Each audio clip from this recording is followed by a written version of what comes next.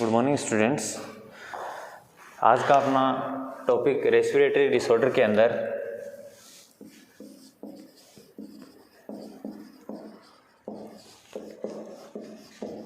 Pulmonary hypertension. Hypertension normal जो pressure है, चाहे वो सिस्टोलिक और डायस्टोलिक ब्लड प्रेशर हो या फिर किसी पर्टिकुलर आर्टरी का प्रेशर हो, उनके अंदर उस जो रेंज होती है उस रेंज के अकॉर्डिंग अगर प्रेशर इंक्रीज हो जाता है वो कंडीशन हाइपरटेंशन कहलाती है। यानी कि टेंशन यानी कि वहाँ पे जो ब्लड वेसल्स है उनके ऊपर फोर्स डालना, उनके ऊपर प्रेशर इंक्रीज हो जाना, और किसके कारण? उनके अंदर आर्टरी और जो ब्लड वेसल्स हैं उनके अंदर प्रेजेंटिंग जो ब्लड है उसके द्वारा डाला जाने वाला फोर्स और प्रेशर क्या कहलाता है? हाइपरटेंशन कहलाता है। पल्मोनरी यानी पल्मोनरी आर्टरी।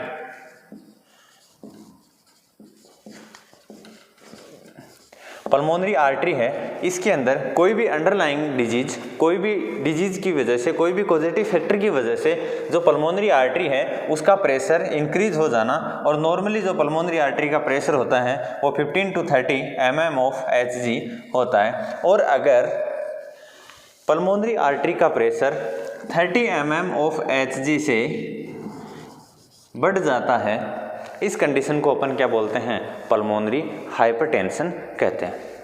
यानी कि हाइपरटेंशन या फिर इंक्रीजिंग ब्लड प्रेशर, वो भी सिस्टोलिक ब्लड प्रेशर कौन सा? पल्मोनरी आर्टरी का। पल्मोनरी आर्टरी का सिस्टोलिक जो ब्लड प्रेशर है वो 30 mm ऑफ Hg से ज़्यादा हो जाना कहलाता है पल्मोनरी हाइपरटेंशन। नॉर्मली जो ब्लड प्रेशर होता है पल्मोनरी आर्टरी का वो कितना होता है? 50 to 30 mm ऑफ Hg होता है। तो जो पल्मोनरी हाइपरटेंशन है वो दो तरह का होता है। Types of pulmonary hypertension. First, primary pulmonary hypertension, और सेकेंडरी पल्मोनरी हाइपरटेंशन। जो प्राइमरी पल्मोनरी हाइपरटेंशन है उसको अपन इडियोपैथिक पल्मोनरी हाइपरटेंशन भी कहते हैं। इसको इडियोपैथिक यानी इनका कोई कोजेज है वो अननोन होता है। कोई भी ऐसे अननोन कोजेज जिनकी वजह से अपन आइडेंटिफाई नहीं कर पाते कि इस कारण की वजह से जो पल्मोनरी हाइपरटेंशन की कंडीशन है वो उस पेशेंट के अंदर अपने को दिखाई देती है। जो पल्मोनरी हाइपरटेंशन है उसके अंदर जो प्राइमरी पल्मोनरी हाइपरटेंशन, जो इसका फर्स्ट टाइप है जिसको अपन इडियोपैथिक पल्मोनरी हाइपरटेंशन कहते हैं, इसका मोस्टली जो कॉजेटिव फैक्टर है अपन मान सकते हैं कि ऐसे उनके जेनेटिक प्रीडिस्पोजिंग या फिर जेनेटिक कंपोजिशन में चेंजमेंट होने की वजह से पल्मोनरी हाइपरटेंशन है वो दिखाई देता है। Next, secondary pulmonary hypertension. Secondary यानी कि कोई भी डिजीज जिनका कॉजेटिव जो पल्मोनरी जो आर्टरी है उसके रिलेशन में होके और कोई दूसरा ही उसके सराउंडिंग क्या होता है, कोई भी उसके कॉजेटिव फैक्टर प्रेजेंट होते हैं जो क्या कॉज करते हैं? पल्मोनरी हाइपरटेंशन कॉज करते हैं। जैसे कि ये लंग्स हैं, ये हार्ट, यहाँ से राइट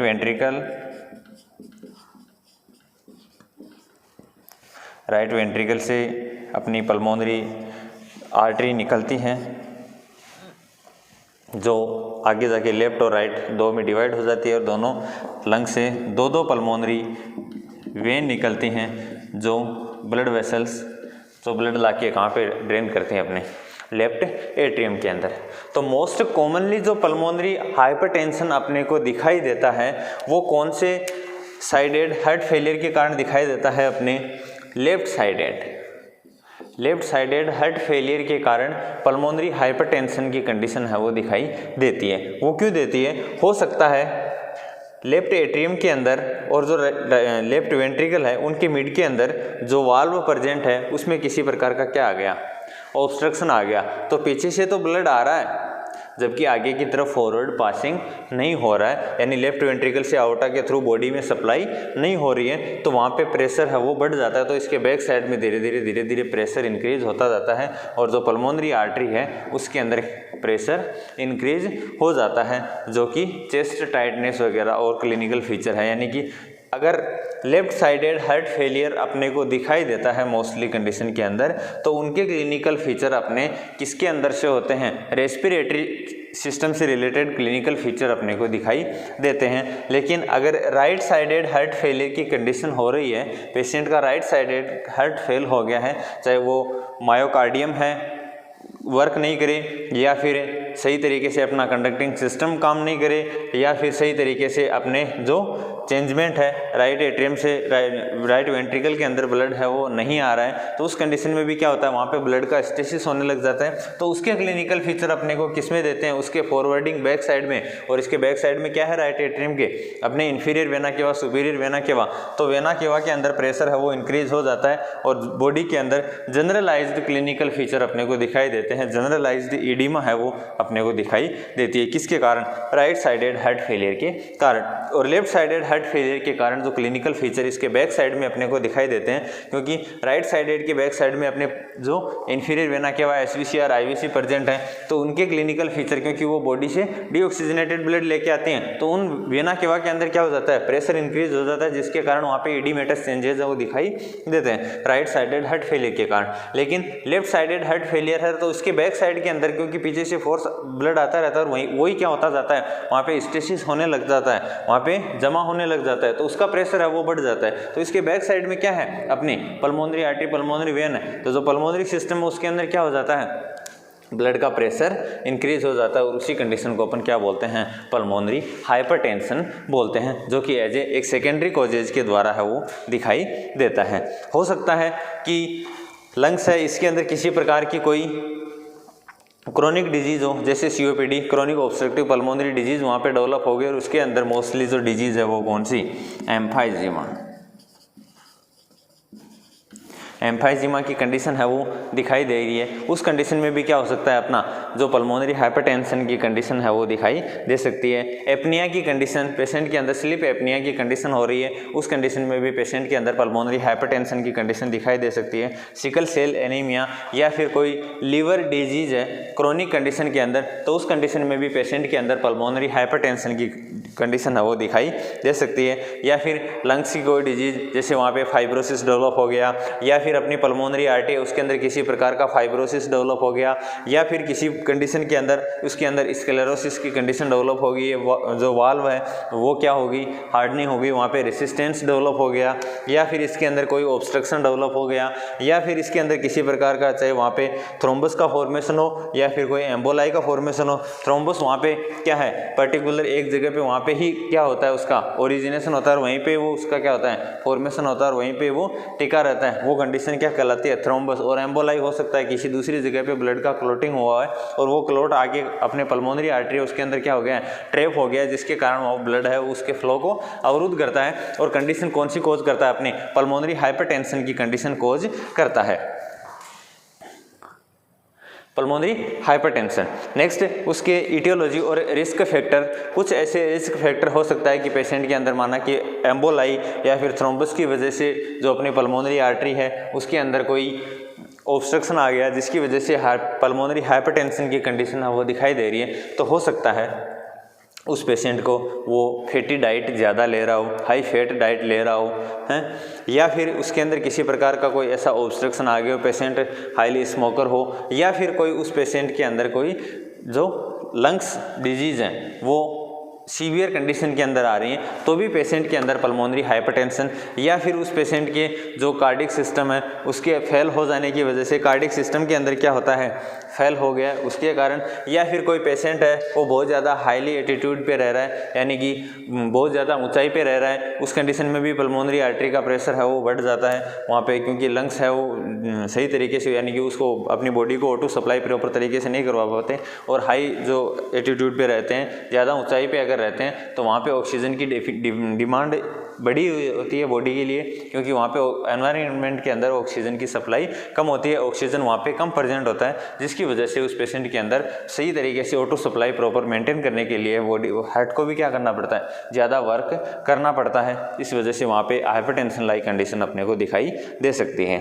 नेक्स्ट उसके क्लिनिकल फीचर्स, जैसे जो क्लिनिकल फीचर अपने को दिखाई देंगे, क्योंकि उसके क्लिनिकल फीचर वहाँ पे अपने को दिखाई देंगे किसके अंदर, रिलेटेड रेस्पिरेटरी सिस्टम से रिलेटेड, क्योंकि पल्मोनरी आर्टरी का प्रेशर अगर वहाँ पे बढ़ जाता है तो हो सकता है वहाँ पे चेस्ट के अंदर टाइटनेस, चेस्ट पेन भी अपने को दिखाई देता है, शॉर्टनेस ऑफ ब्रीथ भी उस पेशेंट के अंदर दिखाई देता है, छोटी छोटी सांस लेता है लेकिन वो बहुत ज़्यादा गहरी सांस लेता है, और वो भी छोटी छोटी शॉर्टनेस ऑफ ब्रीथ, जब भी पेशेंट सांस लेता है तो उस दौरान चेस्ट पेन उस पेशेंट के अंदर दिखाई देता है, डिजीनेस यानी सांस लेने में भी उसको कठिनाई बहुत ज़्यादा होती है। नेक्स्ट कफिंग भी उसको होता है, फटीगनेस, क्योंकि वीकनेस भी उस पेशेंट के अंदर दिखाई देती है। क्यों?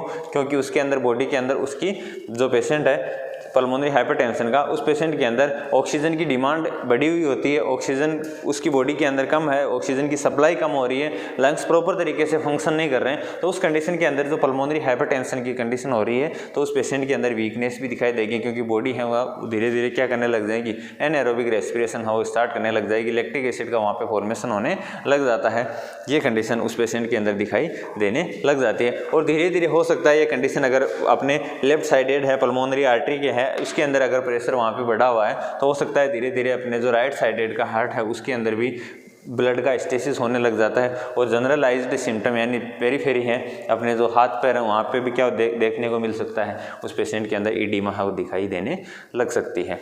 नेक्स्ट उसका डायग्नोस्टिक वाल्वेशन, हिस्ट्री और फिजिकल एग्जामिनेशन करेंगे, चेस्ट एक्सरे उसका परफॉर्म करेंगे। तो जैसे उस पेशेंट का चेस्ट एक्सरे परफॉर्म करेंगे तो जो पल्मोनरी आर्टरी है उसके अंदर किसी प्रकार का ब्लॉकेज है, वहाँ पे हाइपरटेंशन लाइक कंडीशन है, तो उसका जो राइट साइडेड है, राइट एट्रियम और राइट वेंट्रिकल, उसको भी आगे की तरफ ब्लड को फोर्स करने में ज़्यादा प्रेशर लगाना पड़ेगा। तो जो मोस्टली जो पल्मोनरी हाइपरटेंशन का कंडीशन है और लंबे समय तक अगर पल्मोनरी हाइपरटेंशन की कंडीशन बनी हुई है तो जो राइट साइडेड का यानी कि राइट वेंट्रिकल है उसी को ज़्यादा फोर्स लगाना पड़ेगा, किसके लिए, ब्लड को आगे की तरफ पुश करने में, ब्लड को आगे की तरफ धकेलने में। तो जो राइट वेंट्रिकल है उसकी क्या हो जाएगी, हाइपरट्रोफी हो जाएगी, राइट वेंट्रिकल है वो अपने साइज में क्या हो जाएगा, एनलार्ज्ड हो जाएगा। नेक्स्ट उसका एबीजी एनालिसिस करेंगे, सीटी स्कैन करेंगे और पल्मोनरी फंक्शन टेस्ट करेंगे कि कितनी O2 और CO2 का वहाँ पे एक्सचेंज हो रहा है, लंग्स कितने काम कर रहे हैं या फिर नहीं कर रहे, उनके अंदर किस टाइप का स्ट्रेस वहाँ पे प्रेजेंट है, वो अपन क्या करेंगे, सॉल्व करेंगे। नेक्स्ट मैनेजमेंट के आधार पे जो भी अंडरलाइंग कॉजेज या फिर जो इडियोपैथिक पल्मोनरी हाइपरटेंशन है तो उसके रिगार्डिंग जो जो क्लिनिकल फीचर अपने को दिखाई दे रहे हैं उन क्लिनिकल फीचर के आधार पर अपन क्या करेंगे, उस हाइपरटेंशन का रिलीव करेंगे। और सेकेंडरी हाइपरटेंशन, अगर अपने को पता है कि इस डिजीज की वजह से अपने उस पेशेंट के अंदर पल्मोनरी हाइपरटेंशन की कंडीशन हो रही है तो उस पल्मोनरी हाइपरटेंशन को अपन क्या करेंगे, रिसोल्व करेंगे। अगर हाइपरटेंशन की वजह से अगर अपने को पल्मोनरी सिस्टम है उसके अंदर प्रेशर बढ़ा हुआ है ब्लड का तो अपन क्या करेंगे, अगर फ्लूइड वॉल्यूम अगर बढ़ी हुई है तो उस फ्लूइड को अपन रेस्ट्रिक्ट करेंगे हैं। सोडियम डाइट अगर पेशेंट ले रहा है हाई तो उसको भी अपन क्या करेंगे, कम करेंगे। अगर फ्लूइड वहाँ पे रिटेंड हो रखा है और किडनी सही तरीके से काम नहीं कर रही है, ब्लड है वो फिल्टर नहीं हो रहा है, यूरिन का फॉर्मेशन ज़्यादा नहीं हो रहा है, इस कारण ब्लड का वहाँ पे ज़्यादा यानी कि वॉल्यूम उसकी बढ़ी हुई है तो ब्लड वॉल्यूम है उसको भी अपन क्या करेंगे, कम करेंगे। किसकी सहायता से हो सकता है, अपन उसको डायूरेटिक्स देके हैं, फ्लूइड रेस्ट्रिक्शन उसको अवेलेबल करवा के उससे अपन क्या करते हैं, उसका ट्रीट करते हैं, उसका मैनेजमेंट करते हैं। और जो पल्मोनरी आर्टरी है उसके अंदर अगर ब्लड धीरे धीरे हो रहा है, स्टेसिस हो रहा है तो वहाँ पे क्लॉट का फॉर्मेशन नहीं हो, इसलिए अपन उसको जो एंटीकोगुलेंट है वो भी उसको अवेलेबल करवाएंगे। अगर पेशेंट पेन फील कर रहा है तो उसको अपन एंटीपायरेट जो एनाल्जेसिक्स हैं वो उसको उस पेशेंट को अपन प्रिस्क्राइब करेंगे, जो प्रिस्क्राइब्ड एंटीबायोटिक्स हैं उसको अपन एडमिनिस्टर करवाएंगे। ये इसका क्या कुछ अपन मैनेजमेंट करते हैं पल्मोनरी हाइपरटेंशन। बाकी डिजीज कंडीशन नेक्स्ट क्लास में। Thank you students.